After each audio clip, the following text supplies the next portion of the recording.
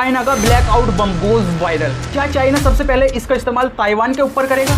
और इस ब्लैकआउट बम से इंडिया को क्या थ्रेट हो सकता है? क्या इंडिया भी ब्लैकआउट बम को डेवलप कर सकता है? इससे बचने के लिए हमें सबसे पहले अपने इलेक्ट्रिसिटी ग्राइड को वही बम प्रूफ बनाना पड़ेगा, क्योंकि अगर ब्लैकआउट बम को देखें तो ये एयर डिफेंस सिस्टम के हाथ में भी नहीं आता, जो कि इस ब्लैकआउट बम को और भी ज्यादा पावरफुल बनाता है। सबसे पहले इसका इस्तेमाल 1999 में यूएसए ने किया था सर्बिया के ऊपर, उसे 2 हिस्सों में डिवाइड करने के लिए। और इसका जो यूएसए का जो मकसद था कि मुस्लिम देश को एक तरीके से उसमें से निकालना, क्योंकि अगर आप देखो तो सर्बिया में भाई ज्यादातर लोग रसियन बोलते हैं, जो कि रसिया और यूएसए का कॉन्फ्लिक्ट एक तरीके से थोड़ा बहुत तो लगा ही रहता है और रसिया से यूएसए बहुत चिढ़ता है। तो उस कारण ही सर्बिया के ऊपर इन्होंने ब्लैकआउट बम जो है उसका इस्तेमाल करा था, जो कि एक ग्रेफाइड बम होता है। जिस भी देश के ऊपर इसका इस्तेमाल किया जाता है, जो 70% इलेक्ट्रिसिटी है पूरे ही देश की, वो बिल्कुल खत्म हो जाती है एक तरीके से। यानी ये जो वार होती है, अगर ये किसी वार में इस्तेमाल किया जाता है ग्रेफाइड बम, जिसे हम ब्लैकआउट बम कहते हैं, तो उसका इस्तेमाल ज्यादातर आम जनता को तंग करने के लिए ही किया जाता है। क्योंकि अगर आप देखो तो 2 देशों में कभी भी वार होगी तो वो दोनों ही देशों के प्राइम मिनिस्टर, उनकी फौज के आपस में होनी चाहिए। लेकिन इस बम को खासकर उसलिए ही बना जाता है कि हम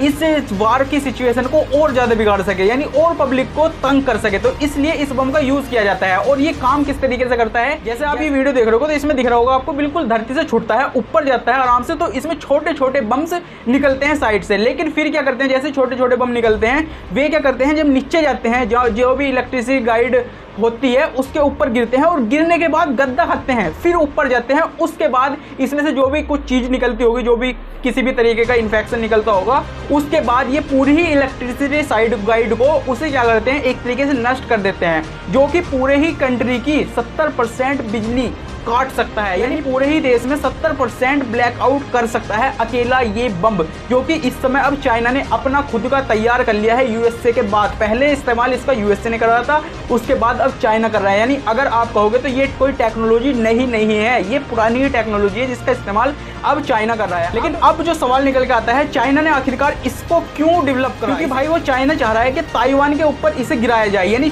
ताइवान और चाइना के थोड़ा कॉन्फ्लिक्ट बना रहता है, तो यानी चाइना ने जो इस बम को तैयार किया है खासकर ताइवान के लिए किया है, जो कि वो ताइवान के ऊपर इसे गिरा भी सकता है। आने वाले टाइम में ही इसके बारे में भी कुछ खबर मिल जाएगी, क्योंकि ये बम खासकर ताइवान के लिए तैयार किया गया है। लेकिन हमें भी अवेयर होना पड़ेगा इस चीज़ से, इंडिया को भी इस चीज़ का थ्रेट मिल सकता है। क्योंकि अगर आप देखो, इंडिया पाकिस्तान कॉन्फ्लिक्ट लगातार चलती रहती है। अभी ऑपरेशन सिंदूर भी हमने किया, और भी पास्ट में भी हम बहुत सारे ऑपरेशन कर चुके हैं, जिसमें आपको पता ही है क्या सिचुएशन हुई। लेकिन हम ये भी जानते हैं खासकर कि चाइना हमेशा पाकिस्तान के साथ खड़ा रहता है, किसी भी तरीके से हो, चाहे वो हथियार के मुकाबले में हो, टेक्नोलॉजी के मुकाबले में हो, या किसी भी संबंध में, पैसा वैसा हर चीज़ के संबंध में चाइना उनका साथ डट के देता है। अगर आप आने वाले समय में ब्लैकआउट बम को पाकिस्तान के हाथे में जाते हुए भी देख सकते हो, क्योंकि चाइना पाकिस्तान को जरूर ऑफर करेगा इंडिया को थ्रेट देने के लिए। और हो सकता है जब पाकिस्तान को ये बम मिल भी जाए अगर, तो उसके बाद पाकिस्तान ये खुद ट्राई ना करके अपना जो आतंकवाद इनके संगठन है, टीआरएफ वाले कंपनी जो है इनकी, उन्हें सप्लाई कर दे कि हमारा गलती से वहां से निकल गया, चोरी हो गया, कुछ भी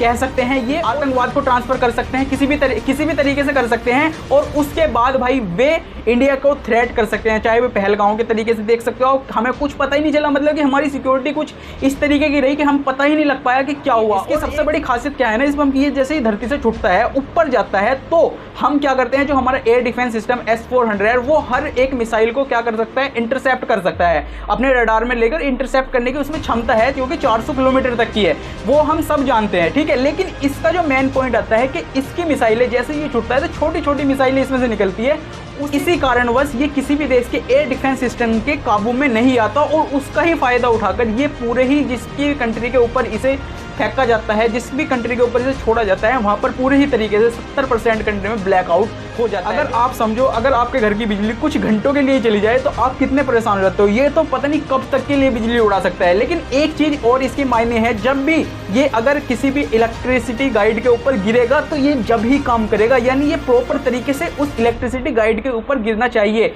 अगर ये तिरछा मिर्छा कहीं गिर गया, किसी वजह से इसका पोजीशन सही नहीं हुई, तो उस कारणवश ये ब्लैकआउट नहीं कर पाएगा एक तरीके से, यानी ये पूरे ही तरीके से फेल हो जाएगा। सिंपल क्या होगा, अगर वो साइड में अब मान के चलो ये इलेक्ट्रिसिटी गाइड बनी हुई है, एक तरीके से मान के चलो ये इलेक्ट्रिसिटी गाइड बनी हुई है। अगर इसके ऊपर ये बम जो है गिरेगा पूरी तरीके से, तो जब ये कर पाएगा अपना इस्तेमाल पूरा जो इसे करना होगा। लेकिन अगर ये इधर गिर जाता है, इधर गिर जाता है, ढंग से नहीं गिर पाता, तो ये बस थोड़ा बहुत आग वाग लगा के जलाएगा, जो कि फायर ब्रिगेड्स वगैरह उसका पूरा समाधान कर देगी, यानी बिजली विभाग वाले अपने हिसाब से ये समाधान कर देगा। तो इसका मेन पॉइंट यही होता है कि ये पहले मेन पॉइंट पे गिरे जाके उसके बाद ही ये अपना वर्क कर पाता है। लेकिन मेन थिंग मैंने जो आपको बताई अभी कि हमें जो इससे खतरा हो सकता है, एक तो पाकिस्तान से हो सकता है, नेक्स्ट इससे हमें खतरा चाइना से भी हो सकता है। यानी हमें अपनी बॉर्डर सिक्योरिटी, देखो फिलहाल तो हमें कहीं लगता नहीं कि चाइना इसका इस्तेमाल हमारे ऊपर करेगा, लेकिन नो डाउट भाई चाइना को हम जानते हैं किस तरीके का हमारा सो कोल्ड पड़ोसी देश है, जो कि हमें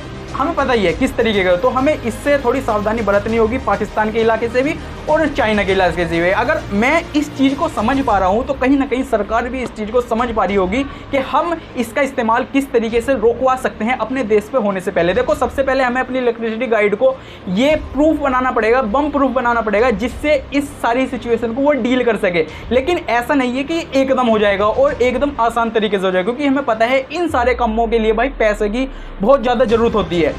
तो वो अभी नहीं होगा, लेकिन अगर आप फ्यूचर में देखोगे तो धीरे धीरे आपको देखने को मिलेगा कि हम अपना इलेक्ट्रिसिटी गाइड को वो मजबूत कर रहे हैं, बम प्रूफ बना रहे हैं। तो वो थोड़ा काम अच्छा कर सकता है, जिससे उन्हें, क्योंकि इसमें एयर डिफेंस सिस्टम का तो कुछ इतना तगड़ा रोल होता ही नहीं है, क्योंकि वो तो झेल ही नहीं पाता, चाहे कोई सा भी हो, कोई इंटरसेप्ट कर ही नहीं पाता ज़्यादातर, तो ये उसका फ़ायदा उठा लेगा। तो इसलिए हमें अपना ये सारा सिस्टम करना पड़ेगा सेट। उसके साथ साथ हमें अपने बॉर्डर सिक्योरिटी के ऊपर अपना एयर डिफेंस सिस्टम हर तरीके से मजबूत करना पड़ेगा, चाहे कुछ भी मदद कर सके हमारा एयर डिफेंस सिस्टम। तो उसके अकॉर्डिंग हम इस काम को पूरी तरीके से इम्प्रूव कर सकते हैं। नेक्स्ट चीज़, क्या हम इसको बना सकते हैं? मेन पॉइंट आता है ये, क्या हम भी इसे डेवलप कर सकते हैं? क्योंकि हमें पता है कि हम किस तरीके से कर सकते हैं और हमने क्या क्या चीज़ डेवलप करी है। शायद मुझे कुछ आपको बताने की ज़रूरत नहीं होगी। तो मैं यही कहना चाहता हूँ कि हम शायद आने वाले फ्यूचर में आप देखें तो पहले हम अपने जो इलेक्ट्रिसिटी गाइड है उसके बम प्रूफ बनाएंगे, उसके बाद हम इसे डेवलप करने की भी सोच सकते हैं। अभी कोई चर्चा नहीं है इसके बारे में, लेकिन हमें बनाना पड़ेगा, हमें सोचना पड़ेगा। क्योंकि जब आपके पड़ोसी देश के पास कुछ इस तरीके की टेक्नोलॉजी का इस्तेमाल होने लग जाए, तो आपको थोड़ा भी अवेयर होना पड़ जाता है, जिससे आप भी सोचते हो कि हम भी इस टेक्नोलॉजी का इस्तेमाल कर सकते हैं, जो कि पास्ट में हुई है। सर्बिया को इससे कितना कुछ नुकसान हुआ था, अगर मैं यहाँ बताने बैठूंगा तो बहुत लंबी वीडियो हो जाएगी। आपको सबको पता ही होगा किस तरीके का सिस्टम वहाँ पर फैला था। बाद में जाकर नाटो जो कंट्रीज़ हैं उनके कुछ मिनिस्टर वगैरह ने इसके ऊपर चर्चा भी की थी, जिससे वे खुश नहीं थे इस चीज़ को लेकर के यूएसए ने इस चीज़ का इस्तेमाल किया सर्बिया के ऊपर। लेकिन जो हुआ वो हुआ, लेकिन अब हमें अपने फ्यूचर्स को देखना है कि किस तरीके से होता है। लेकिन सबसे मेन पॉइंट जो इनका होगा चाइना वालों का, ब्लैकआउट बम का, ग्रेफाइट का, इसका इस्तेमाल करने का ताइवान के ऊपर। अब देखते हैं ये किस तरीके से इसका इस्तेमाल करते हैं, क्या नहीं करते। जो भी होता है मैं आपको इसके बारे में सारी डिटेल्स बताऊंगा। आई होप आपको पूरी तरीके से इसका पता चल गया होगा किस तरीके से वर्क वगैरह करता है सारी चीज़ों को, और इंडिया को इससे किस तरीके से बी अवेयर होना पड़ेगा, हमें निकलना पड़ेगा इस सिचुएशन से। हमें अपने इलेक्ट्रिसिटी गाइड्स को भाई बम प्रूफ बनाना पड़ेगा, क्योंकि इसमें ज़्यादातर मैं आपको सारी चीज़ खोलकर बता चुका हूँ। तो आई होप पूरी ही वीडियो आपको नॉलेजेबल लगी होगी। अगर थोड़ा सा भी मजा आया हो, थोड़ी सी भी चीज़ें नॉलेजेबल लगी हो, तो लाइक कमेंट शेयर सब्सक्राइब कर दीजिएगा। I hope you do this and thanks for watching my video. तो प्लीज़ डू सब्सक्राइब एंड आज के लिए इतना ही। मिलते हैं किसी नेक्स्ट वीडियो में, जब तक के लिए राम राम जी।